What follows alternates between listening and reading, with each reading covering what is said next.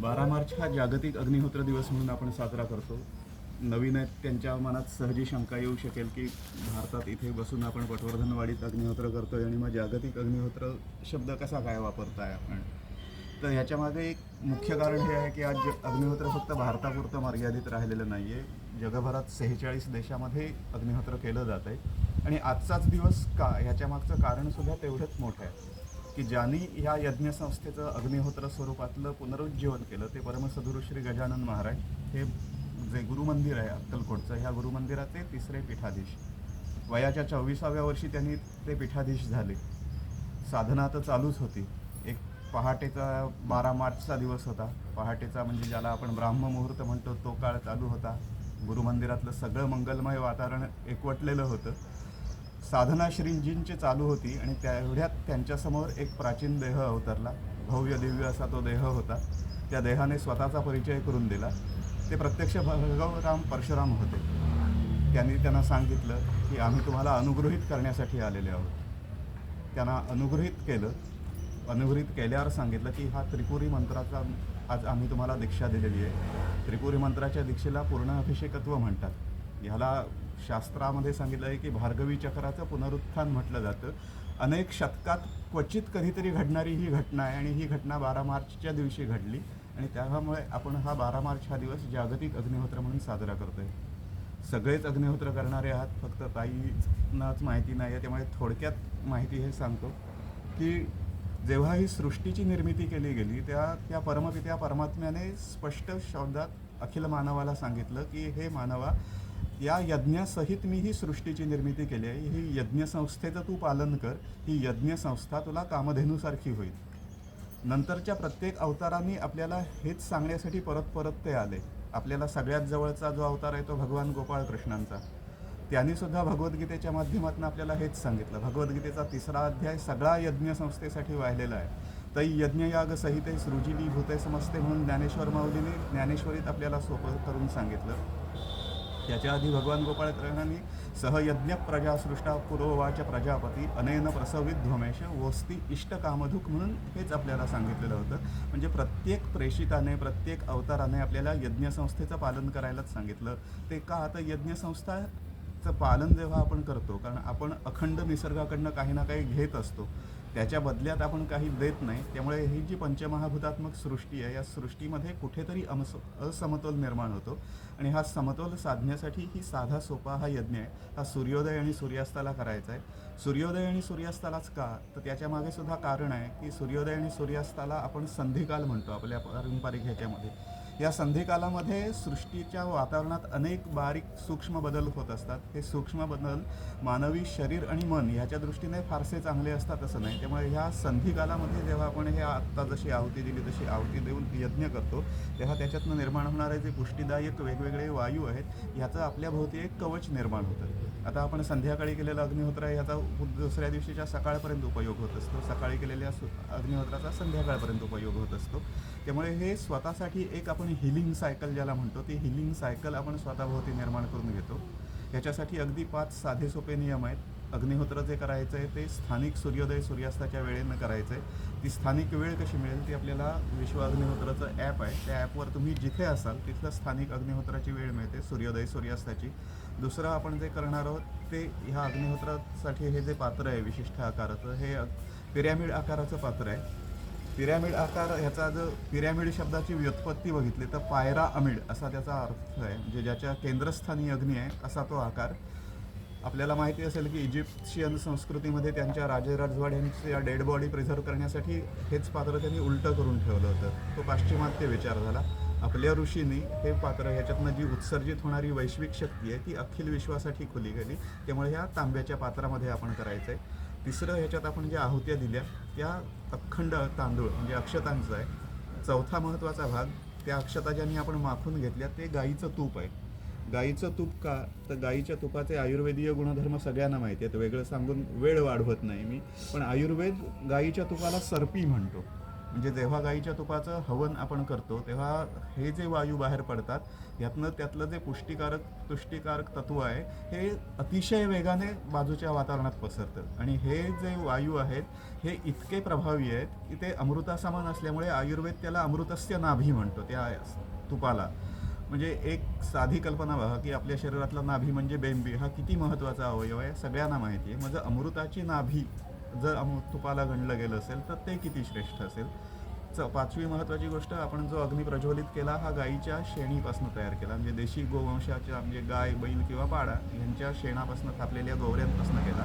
ह्या गोवऱ्या जेव्हा प्रज्वलित करतो तेव्हा त्याच्यातनं अनेक म्हणजे हवेतले खूप बॅक्टेरिया नष्ट करणारे वायू त्याच्यात निर्माण होतात. म्हणजे आपले जे प्रमोद मोघे म्हणून जे ज्येष्ठ सायंटिस्ट होते निरीमध्ये होते, ते भारतीय सरकारची जी वैज्ञानिक संस्था आहे, त्यांनी पुण्यातल्या, ताईला माहीत असेल, पुण्यातल्या अतिशय प्रदूषित ठिकाणचे एअर सॅम्पल घेतली होती. ती एअर सॅम्पल घेतल्यानंतर संध्याकाळचं अग्निहोत्र त्यांनी त्याच जागेवर केलं आणि अग्निहोत्र केल्यानंतर 10 मिनिटानंतर तिथले परत एअर सॅम्पल कलेक्ट केले. तर त्या एअर सॅम्पलमधले त्याच प्रदूषित हवेतले 92% घातक बॅक्टेरिया कमी झालेले होते. आज त्यांनी ह्या विषयाचं पेटंट घेतलं आहे. त्यामुळे गाईच्या शेणीपासून प्रज्वलित केलेल्या अग्नीमध्ये किंवा त्यानं निर्माण होणाऱ्या धुरामध्ये एवढी मोठी ताकद आहे. जे मेडिकल फील्डमध्ये वावरत असतील त्या सगळ्यांना माहिती आहे की ऑपरेशन झालं एखादं की ते ऑपरेशन थिएटर फ्युमिगेट करतात, त्याच्यासाठी फॉर्मॅल्डिहाइडसारखे गॅसेस वापरले जातात. हे गॅसेस आपण जेव्हा शेणी प्रज्वलित करतो तेव्हा त्याच्यातनं पण आपल्याला तोच इफेक्ट मिळतो आहे. म्हणजे फ्युमिगेशन जे आपण खूप खर्चिक गोष्टींनी करतो त्याच्याऐवजी आपल्याला अग्निहोत्राने हे साध्य होतं आहे.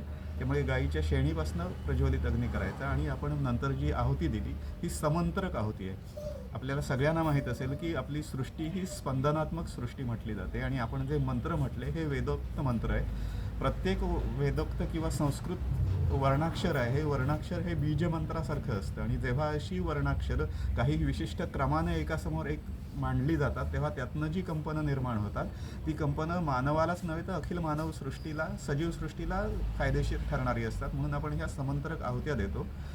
एवढ्या ह्यानं काय होतं ह्याचा एक साधा म्हणजे तुमच्यासाठी सांगतो, बाकी सगळ्यांना माहीत असेल त्यामुळे तुम्हाला पुनरुक्ती वाटू शकेल.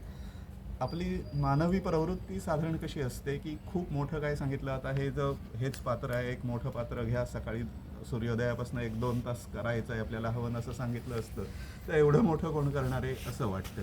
आणि छोटं हे 5 मिनिटाची कृती सांगितली की एवढ्याशानं काय होणार आहे असं वाटतं. पण ही एवढीशी छोटीशी वाटणारी कृती आहे, त्याचा इफेक्ट केवढा मोठा आहे. सगळ्यांना आठवत असेल की भोपाळला युनियन कार्बाईडचा गॅस लीक झाला होता, मिथिल आयसोसायनेट नावाचा वायू तो लीक झाला होता. सरकारी आकडेवारीनुसार 78,000 माणसं त्या दुर्घटनेत मारली गेली होती किंवा मृत्यू पावलेली होती. पशुपक्षी प्राणी किती गेले असतील ते त्याची काही गणतीच नाही. त्याच ठिकाणी परमसद्गुरू श्री गजानन महाराजांच्या प्रेरणेने 12 कुटुंब अशी होती की ज्यांच्याकडे अग्निहोत्र चालू होतं. हे जेव्हा गॅस कांड घडलं त्याच्यानंतर सद्गुरूंनी त्यांचा निष्ठावान सेवक त्यांना तिथे जाऊन पाठवलेलं होतं. ती सांगोवांगी माहिती सांगत नाही आहे मी, ती व्यक्ती इथे बरीच वर्ष आलेली आहे. 12 मार्चच्या कीर्तन त्यांनी केलेलं आहे, ते आपल्या सगळ्यांना माहीत असलेले नारायणबुवा काणे ते स्वतः तिथे गेले होते. त्यांनी ह्या 12 कुटुंबामध्ये फिरले, त्यांची चौकशी केली. त्यांनी जे समोरच्या व्यक्तीने सांगितलेला जो अनुभव होता हा की बाजूला एवढं मृत्यूकांड घडत असताना आम्ही सगळे सुरक्षित होतो. त्याच्यावर काणेबुवांनी विचारलं की तुम्हाला काही त्रास झाला नाही का, तर ते म्हणाले त्रास झाला नाही असं कसं होईल, त्रास झाला पण तो जो त्रास झाला तो जरा घसा खवखवणं, नाकाला जळजळ होणं इतपतच झाला होता. म्हणजे हे एवढीशी वाटणारी कृती आपल्याला एवढा मोठा संरक्षक कवच प्रदान करते. त्यामुळे प्रकाशाचा मार्ग ह्याला म्हणतात. याचे अनेक फायदे आहेत. याचं जे भस्म आहे त्याचे आज अनेक पेटंट वेगवेगळे घेतले गेलेले आहेत. ते गाळून घेतलं चाळणीवरनं, खालती पडतं ते चांगलं व्यवस्थित भस्म पडतं. हे वॉटर प्युरिफिकेशनसाठी चांगलं आहे. माझ्याकडे डिजिटल pH मीटर आहे, त्यामुळे मी घरच्या पाण्याचा pH बघितला. आपण आज म्हणतो की मी विहिरीचं पाणी, घरच्या विहिरीचं पाणी पितो ते शुद्ध आहे, पण आज ॲव्हरेज मी ज्या विहिरींचं पाणी बघतोय त्यांचा pH 5.5 पर्यंत गेला आहे. जेव्हा आज आपण ॲसिडिक पाणी पितोय आणि आपण ॲसिडिक पाणी पितोय हे मार्केटिंग कंपन्यांच्या लक्षात आलं आहे. त्यामुळे ते आपल्याला आता अल्कलाईन पाणी प्या म्हणून ॲडव्हर्टाईजचा भडीमार चालला आहे. तो अल्कलाईन पाण्याचा जार मिळतो, एवढा एक 8,000 रुपये किंमत असते त्याची. 6 ते 7 तास नॉर्मल रेंज आहे. तर आपण जे पाणी पितो ह्या पाण्याचा तुम्ही pH बघा, ग्लासभर पाणी घ्या, त्याचा pH बघा आणि त्याच्यात चिमूटभर फक्त अग्निहोत्राचं भस्म टाका आणि 5 मिनिटांत तोच pH 5.5चा pH 7.80 पर्यंत जातो. म्हणजे जे म्हणजे सहस्रावधी पैसे खर्च करून जी आपण गोष्ट मिळवणार आहे ती आपण एका साध्याशा अग्निहोत्राच्या कृतीने करीत असतो. याचे अनेक फायदे आहेत. त्याच्यातनं सकारात्मकता, ऊर्जा खूप वाढते, घरातलं आपापसातलं बॉन्डिंग वाढतं, लहान मुलांच्यातला जो चिडचिडेपणा आहे किंवा त्यांचं कॉन्सन्ट्रेशन होत नाही, हे अग्निहोत्र करणाऱ्या कुटुंबातले लहान मुलांच्यामध्ये ते कॉन्सन्ट्रेशनची पॉवर त्यांची किंवा त्यांचा चिडचिडेपणा, या सगळ्या गोष्टी खूप कमी आढळतात. अभ्युदय आणि निःश्रेयस ही धर्माची 2 अंग सांगितलेली आहेत आपल्याला. अग्निहोत्र आपल्याला अभ्युदय आणि निःश्रेयस हे दोन्ही प्रदान करतं. तुम्ही म्हणाल की हे 5 मिनिटाची कृतीने अभ्युदय आणि निःश्रेयसत्वाकडे आपण कसं जाणार? अभ्युदय म्हणजे तुमची भौगोलिक प्रापंचिक भरभराट आणि निःश्रेयस म्हणजे ईश्वर तत्वाची प्राप्ती. थोडक्यात सांगतो आणि विषय थांबवतो, आपण घरी जायला मोकळे होऊ.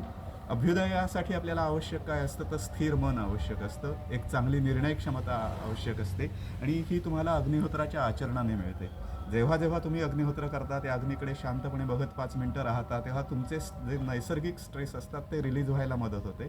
हे जेव्हा स्ट्रेस रिलीज होतात तेव्हा आपोआप तुमचं मन शांत होतं आणि शांत मनानं घेतलेले निर्णय, मनाची साम्यावस्था असताना घेतलेले निर्णय हे बरेच वेळा योग्य ठरतात. ते तुमच्या भौतिक उत्कर्षासाठी कारणीभूत होतात. मग आता ह्याच्यातनं निःश्रेयसत्वाची म्हणजे ईश्वर तत्वाची प्राप्ती कशी होते?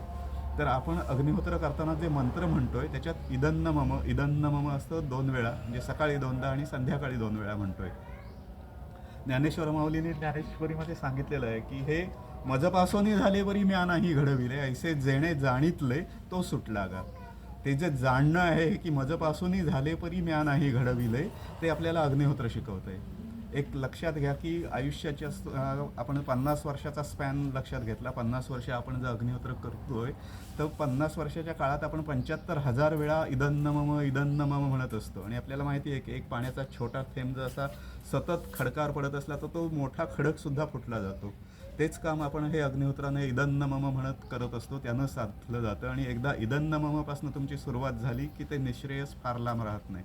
त्यामुळे सगळ्यांना आवाहन आणि कळकळीची विनंती की हा प्रकाशाचा मार्ग म्हटला जातो, ह्या प्रकाशाच्या मार्गावरची वाटचाल तुमची चालू आहेच.